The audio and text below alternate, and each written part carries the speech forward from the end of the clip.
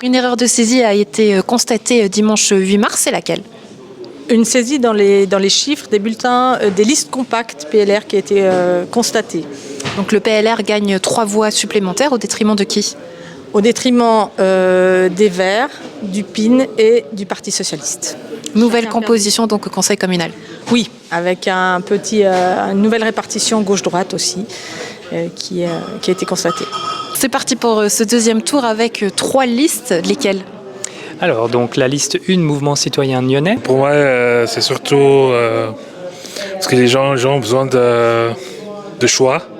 Et surtout, comme il n'y a plus que 2 listes entre la droite et la gauche, au moins qu'il y ait quelqu'un qui propose autre chose que de ce que mes opposants proposent en fait. La liste 2, plateforme rose-verte. On a une alliance de gauche qui est très unique, qui est très soudée, qui est aussi élargie aujourd'hui avec le groupe Ensemble à gauche et POP. Donc ça nous donne aussi une force, une visibilité plus importante.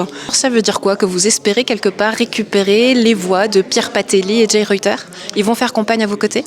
C'est-à-dire que c'est un groupe qui s'affirme au Conseil communal, qui a une place aujourd'hui avec 6 sièges, si je ne me trompe pas.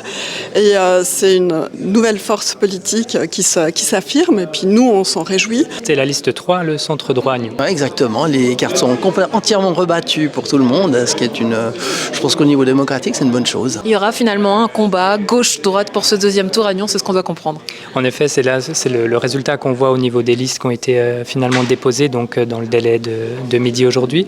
Et finalement, les 7 sièges sont à nouveau à pourvoir. Clairement, il y aura un match gauche-droite, un match de la plus haute importance parce que, comme vous le savez, avec les résultats du premier tour, on voit qu'il y a un risque de bascule de la municipalité à gauche ou à droite, ce qui peut aussi avoir un impact après pour la syndicature. Et c'est pour ça que nous appelons vraiment les électeurs à voter en bloc pour la plateforme de droite et du centre droit, ce qui sera la liste numéro 3. Et si on revient sur ces résultats du 8 mars, tout était très serré, mais c'est pourtant une municipalité de gauche qui se présente.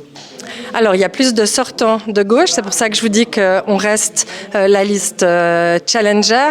Mais voilà, on a une équipe soudée. Beaucoup rêvaient de voir le centre droit voler en éclats pour ce deuxième tour. C'est pas le cas.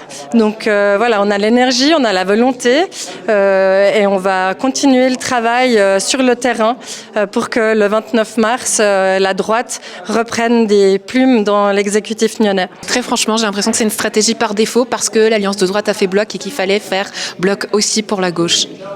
Ça, c'est votre interprétation. Je ne la partage pas. Je pense qu'au contraire, on a vraiment des chances de pouvoir gagner des places.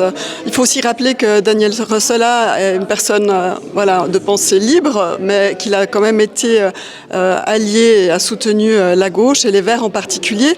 Donc je pense que la gauche doit aussi préserver ses sièges à la municipalité. Donc c'est aussi, on part avec optimiste et puis aussi avec la certitude de pouvoir gagner ses places. Très franchement, le PLR n'avait pas eu peur d'un certain PIN, en la personne de Daniel Grosjean, qui pourrait piquer un siège au PLR. Est-ce que c'est pas lui qui vous a fait peur, très franchement? Mais nous, on est dans une alliance. Et puis l'idée, c'est d'avoir une palette la plus large possible.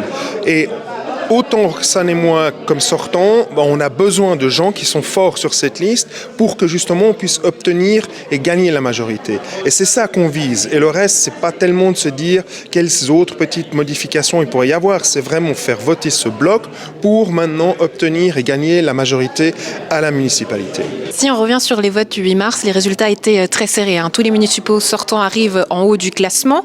On aurait pu imaginer qu'aujourd'hui, Maëlle Joly cède à votre place ou vice-versa pour que vous puissiez gagner et gratter un peu plus de terrain. Pourquoi pas ce choix-là finalement et faire un choix de groupe?